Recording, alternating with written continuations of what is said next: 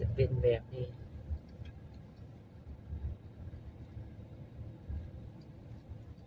อยู่บนรถจะโยกเยกเนี่ย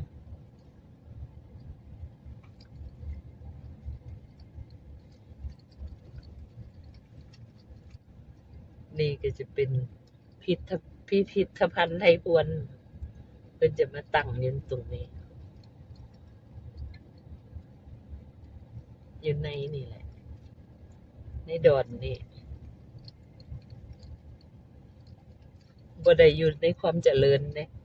อยู่ข้างนอกนี่แต่ป่าแต่ก็บ่เป็นตาย้านเด้อันนี้โรงเรียนเขาโรงเรียนหลาน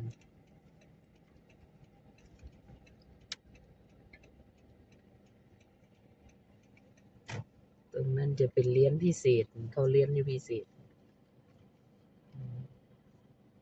เรียนพิเศษ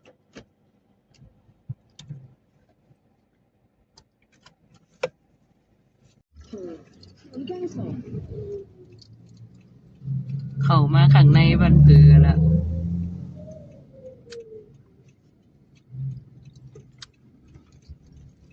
ในอำเภอบ้านผือแล้วนะคะนี่คือโรงพยาบาลค่ะ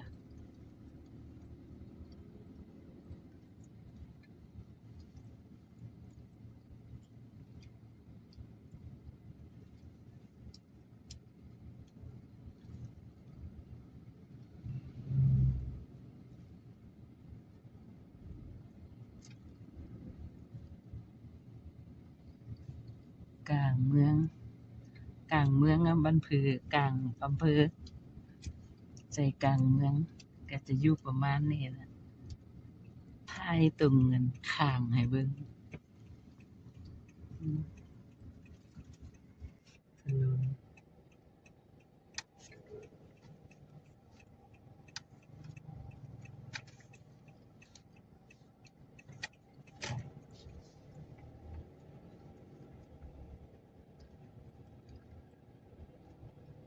อำเภอบ้านผือก็จะเป็นแบบนี้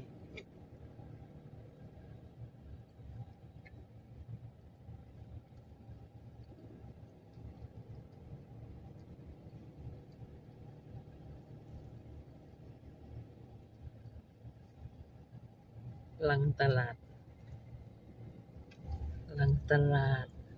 นิยม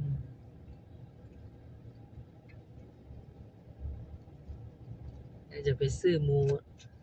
หน้าตลาดบ่เข้านิยมเด้อบ่เข้านิยมเด้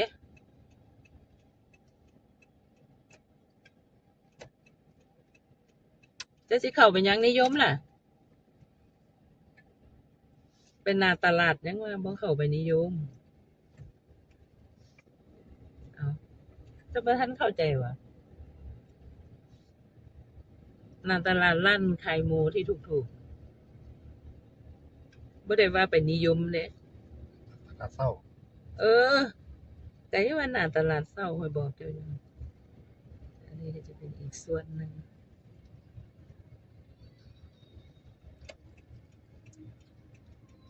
นี่แหละ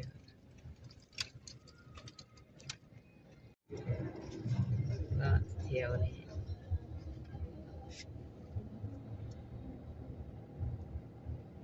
หน้าคูบรรยากาศดีๆเด้เนี่ยหน้าคูเนี่ยเห็นบ่ของคูนี่คืออำเภอบ้านผือนะคะ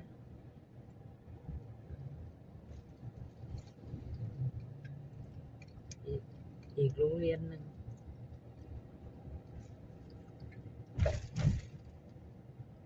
ก็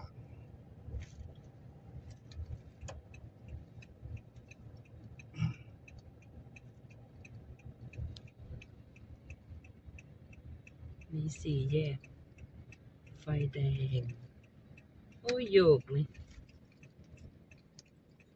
ไฟแดงมันคือเส้นนี้ก็จะออกไปทางอุดรธานีไปตลาดเช้า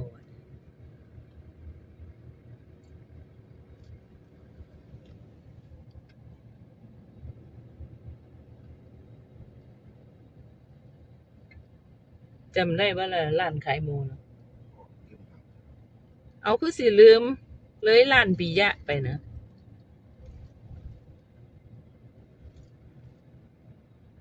เลยปิยะไปเนี่ยหน่อยนึงนะเห็นว่าเขาเขียนไว้น่ะสีแดง